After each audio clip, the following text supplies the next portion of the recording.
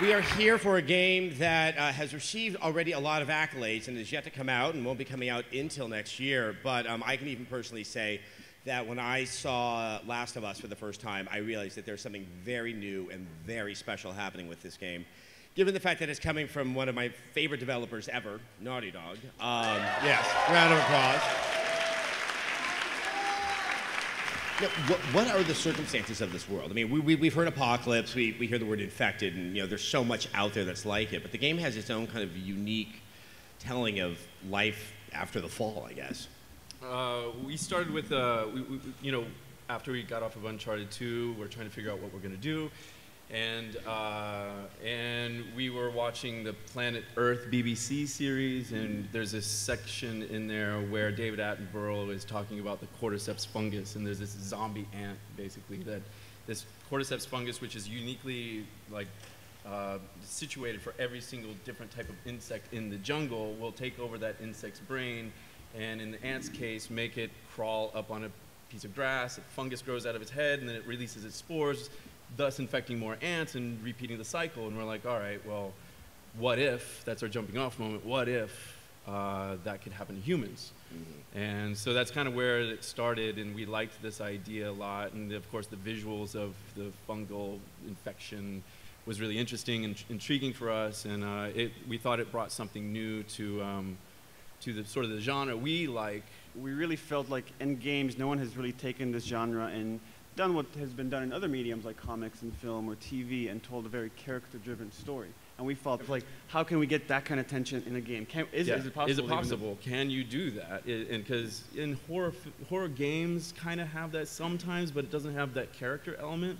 So for us, it's like what we've learned at Naughty Dog and what we've been doing really from Jak and Daxter on through Uncharted and trying to build up character relationships and trying to get that on the joystick as much as possible really became a challenge to us. Like, as developers and as game players specifically, we want to play the games that we're making, and that was our challenge. Is like, how do we make you as the player feel the way these characters are feeling moment to moment throughout this journey?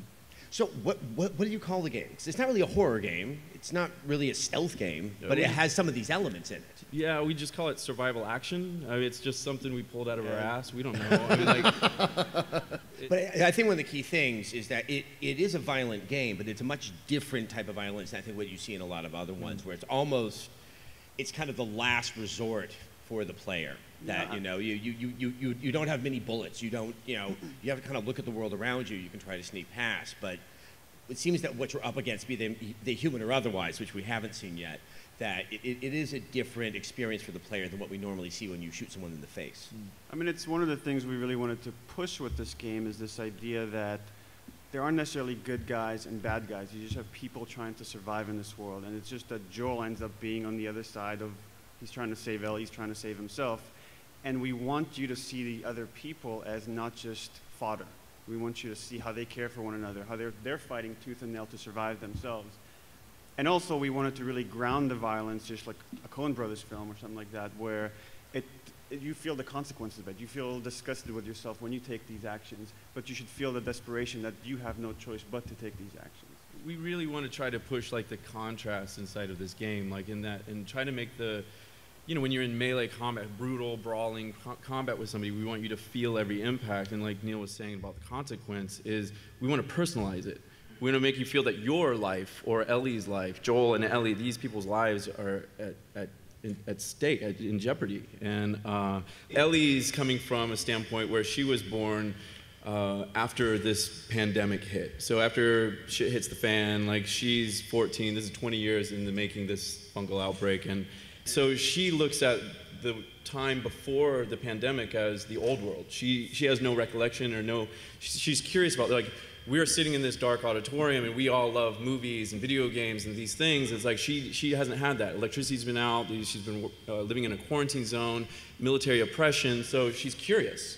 She's 14 years old, but in a very different world, so here they are in this situation that if you explore as the player, then you're going to find these points of interaction where you can sort of unfold more of her her sort of standpoint or perspective on the world. And it's opportunities for us to show how her perspective is different from Joel's and give you kind of hints about their backstory. I mean, Ashley, have you ever done anything like this where, yes, it's acting, but it's not with everything articulated right in front of you? You have to imagine some of what that scene is.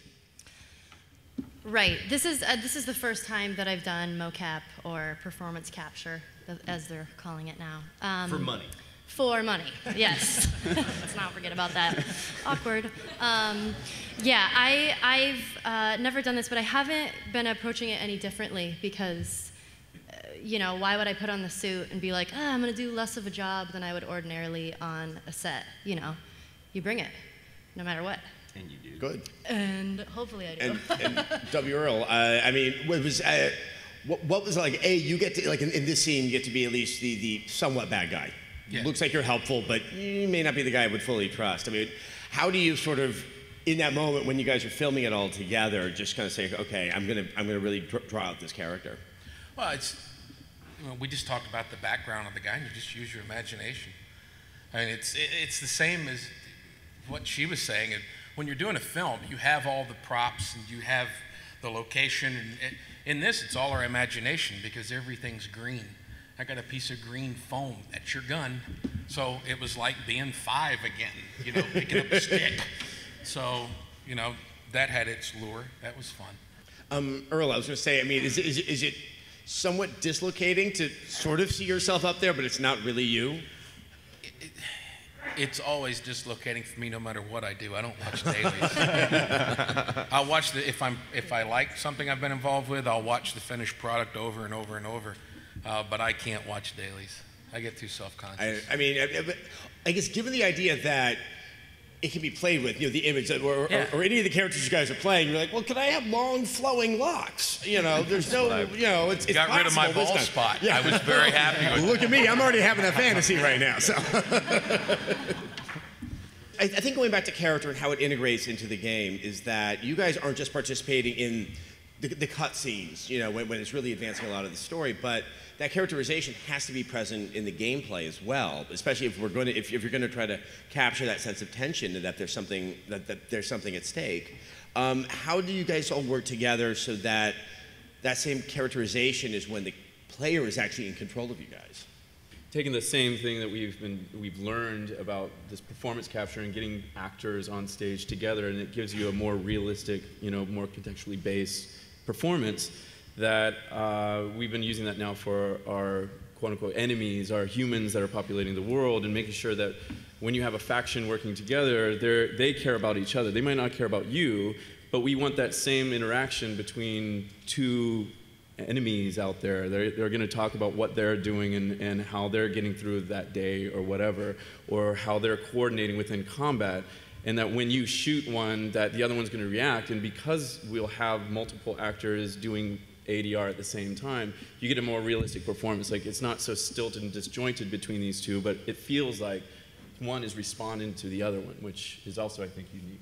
And I think what's interesting about some of that dialogue is, like you said, they're just kind of talking about, like, hey, I got roots, you got berries? You know, they're not like, hey, I can't wait to be evil now. And that really plays into the idea that this isn't so an easy right or wrong. Like, oh, okay, he's been designated a bad guy, so I'm just going to pop him in the head. I mean, that seems to be just running through the whole Sure wish I had a game. puppy to kick.